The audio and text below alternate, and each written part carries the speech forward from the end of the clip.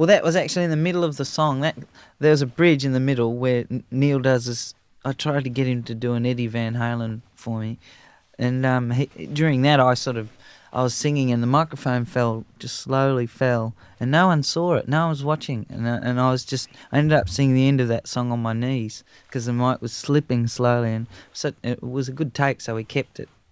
And during that, I was saying, "This is ridiculous. I mean, look, this isn't going to go on the album, is it?" And, people have said some funny things to me about it.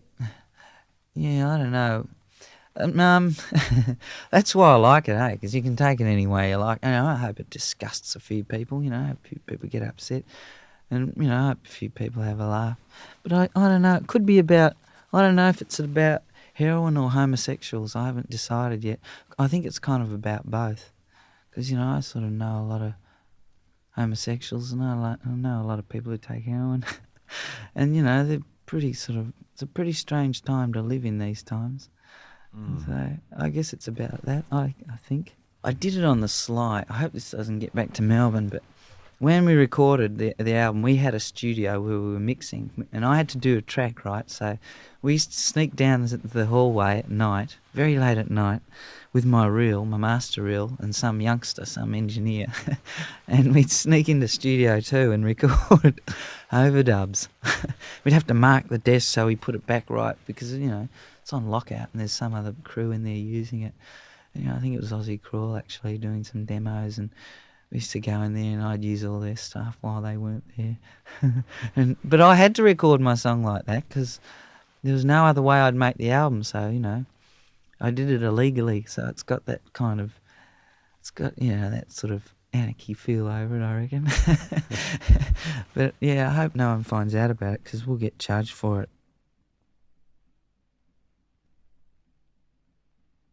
The beginning, the intro bit, well, that was sort of an extension after the rest had been recorded, because I wanted to.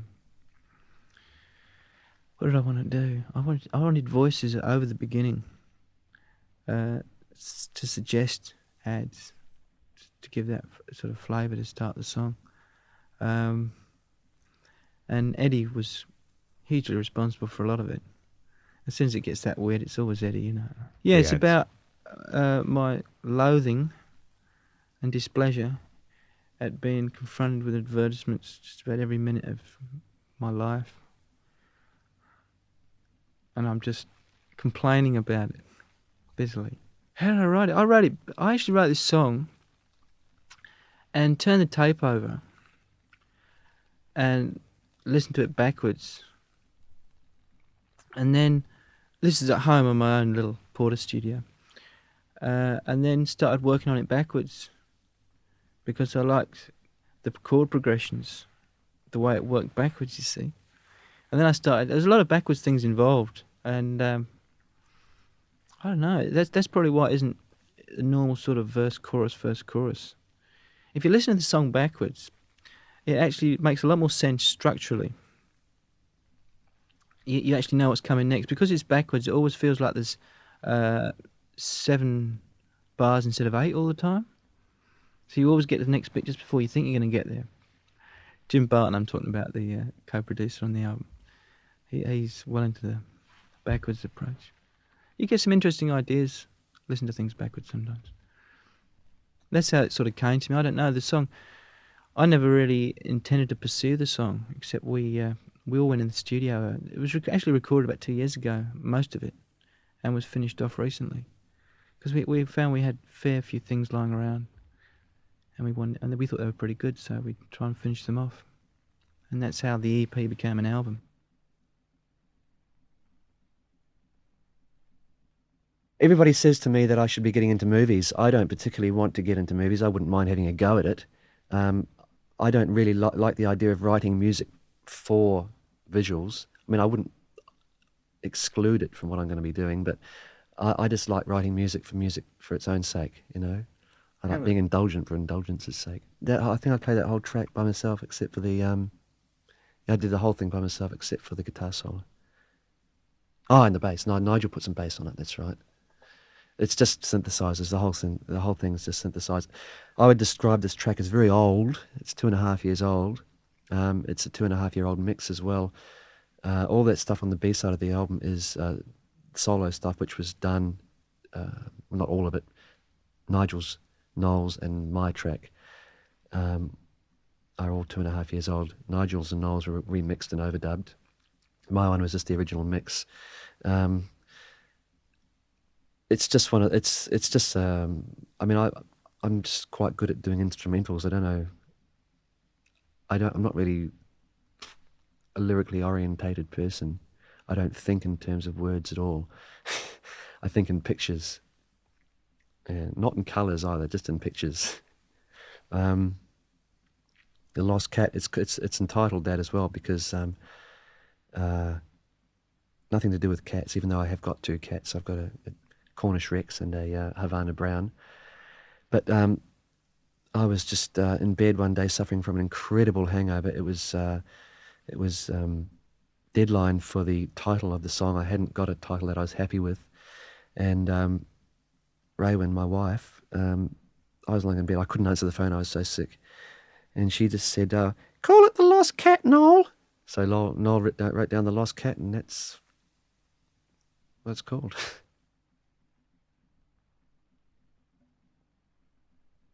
It's probably relatively representative of what I would like to do is, in terms of recording. As far as approach goes, I'm very much into the whack it down school of thought, and so everything's pretty spontaneous, and none of the guys knew what they were going to play, basically. I just got them in the studio individually. I decided that I didn't want to have, although it's got a sort of relatively conventional structure, I didn't want things playing all the way through, so I'd do like a solo section of keyboards and a bass solo, But I just got them in and said, think can do something. And so we just run it through a few times and hope for a good accident, basically. And so I'd be just looking for something that started and ended in the right spot, and that would do me. The Jew's harp's probably, it's not that unconventional, but you don't hear it in rock music very often. There's some South American sort of woodblock things in there, and totally out of tune 6-string acoustic. Bits and pieces, really. It's just I just sort of quite as a fairly strong fancier of dub and sort of reggae. I like things that just sort of pop in and out occasionally, and fairly extreme sounds. And just sort of went for something really like that. The whole thing was pretty spontaneous. The vocal was, I just went out and did it. It was one take, sort of, basically. I went out and I thought just before I went out there, I sort of wrote a few things down. I had a few different lines I thought I might try, but I just did what I did first off, and Jimbo said, well, come in. So I went and had a listen. I thought, that'll do. Well, obviously it's different because everybody in the band's written a song on it.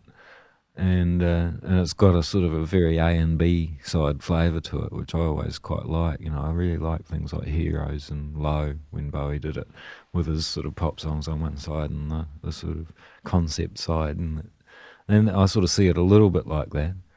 And perhaps exposing the elements of the band a little, in terms of each person's song sort of being relatively representative of their particular sort of area of contribution. Good album. I enjoy listening to it. It's always a good indication if you can listen to it straight after you've done it. It can't be too bad.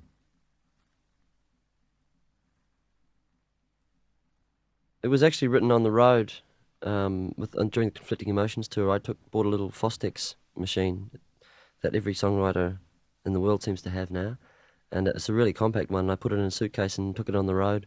It's the first time I've been able to write on the road because of having this machine.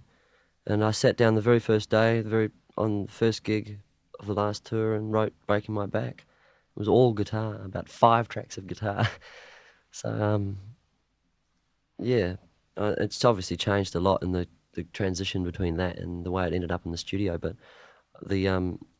I'm really happy with the vocal. There's a bit of vocal in there that's quite sort of angelic. that I did it about 3 in the morning one morning, just off the top of my head, and I was really pleased with.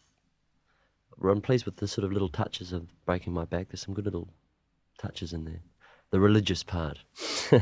When Eddie heard it, he went, Ave. So it struck a chord for Eddie somewhere. They're supposed to be. It's sort of like a classic. Oh, things are hard, because they have been in a way, and it's truthful in that respect. But you got to laugh too. And at the end of the song, it says, I'm a pain in the neck, but I can only improve. And that's it hits the nail right in the head, because I am at home. Sharon, my wife, will testify to that. Total pain in the neck, half the time. Well, it's the courtesy of the emulator. Which is a new machine Eddie conned us into buying shortly before we broke up. It's very expensive, but it samples real sounds. You can get real sounds, and Eddie just listens to the radio in Melbourne and takes things off the radio for his emulator. And once you get them on the emulator, you can play them, whatever key you want. And I think he was listening to a James Brown record, which with a huge orchestral flourish at the end of it, and he trapped the orchestral flourish on his emulator, and now he's just orchestral everywhere. Forget about it. And he's got this wonderful sort of vocal bit of James too, going, hit me, which he lets rip on stage all the time, every song now. When I wrote it, I wanted it to be a bit like, all right, stealing our sort of resolve and heading into the future, but it is sad lyric in a way. I can accept that. It looks back on what we've had. I know people think it is specifically between Tim and myself, but it's more between myself and the band, really, walking away from something. It's like a relationship. I think people could apply it to if they were leaving a relationship that they'd had for a long time. You share a lot of things together, and you always end up, you think you know what the other person's problem is, but ultimately it's probably your own problem as well. And but as the song said, no time for regrets, sun always sets.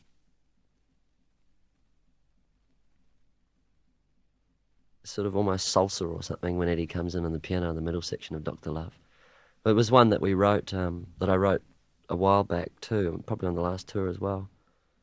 And it's got a great feel. I think it's got a really good feel. We might have whatever happens, whether it's a single or not, it might be a 12-inch of this one for a dance for the clubs, because I think it's a good one to dance to. It's a corner, Dr. Love. I'm sure there's been 3 or 4 songs called Dr. Love over the years, but it always seems like a really nice image, because love is a very healing force, and I say that without any cynicism at all. It actually exposes my habit for falling over in the second verse. I've got a great habit of falling over. I used to do it on stage all the time when I joined the band, so I thought I'll write a verse about it. I can't use a hammer, all I can do is sing.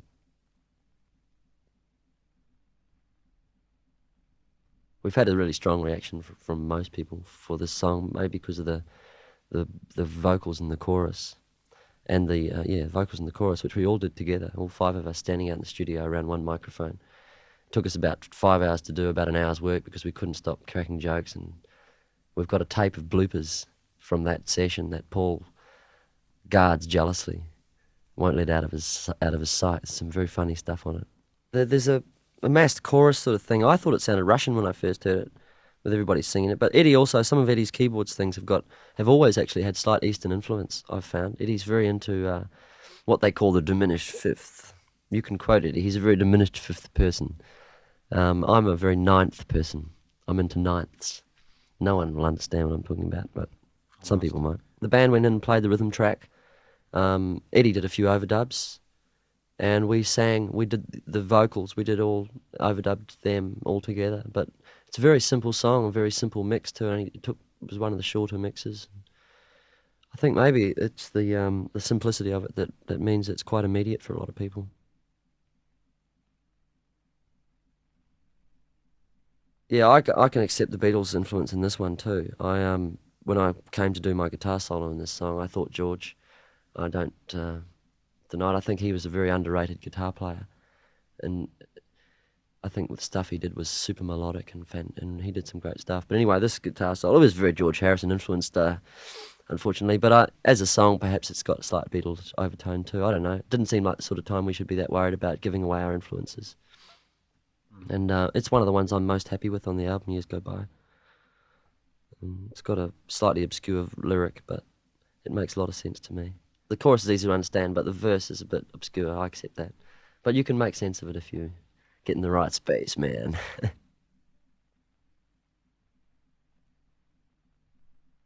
There's no guitar in the track. I played piano on this track, actually. I'm a frustrated piano player from way back. Not frustrated, really, because Eddie's such a good piano player. I couldn't even try to compete. But I used to play piano before I joined Split Enz, so I'm looking forward to getting into some piano next year, maybe when it's needed. This song was done last year, or started last year, while Tim was doing Escapade. It's quite an old song of mine, which I revamped and changed around a bit and wrote a new lyric to. And it really just seemed to fit with this album, lyrically especially, but in atmosphere as well. And yeah, I think it could be a single, maybe third single or something, third or fourth single. Willie Wild. He actually wormed his way onto our record, our last record. Now, he's a great sax player, Wilbur, and he just happened to be in the studio one day, like he usually is. He just happens to be everywhere, Wilbur. And it's to Joe Camilleri's eternal chagrin, I think the word is, that Wilbur appears on the album. But I think it's a fine, fine solo by him. We were just blissed when he played it. It was just seemed perfect for the song, and Wilbur will be happy because he didn't think it was going to come out last year. It seemed like it was going to be put on ice for a long time. So Willie will be a very happy man. It's looking back, but it's about voice, about being inspired by people who you admire, heroes, I suppose, throughout the ages to keep going and yeah, just to keep it coming. I hear voices leading me on. It's as simple as that.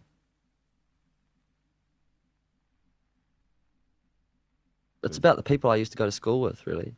I had a circle of friends that I haven't seen for a long time, and I really just have lost touch with them completely. But I'm just wondering if they're in that song, whether they're in the same point at me, that they're starting to wonder what they've done with their lives and what they're going to do with their lives. Because for a long time, you don't think about that when you leave school. You just think, I'm a free man, I can do anything. And then at some point, it hits you that you should be starting to get something together. You should be starting to think about what you're doing. And I was just wondering if they were thinking the same thing. And Kia kaha means ever be strong, and it was the school motto, our school motto in Te Amuru. And at the time, we used to think it was pretty stupid, like everybody thinks their school song is pretty stupid.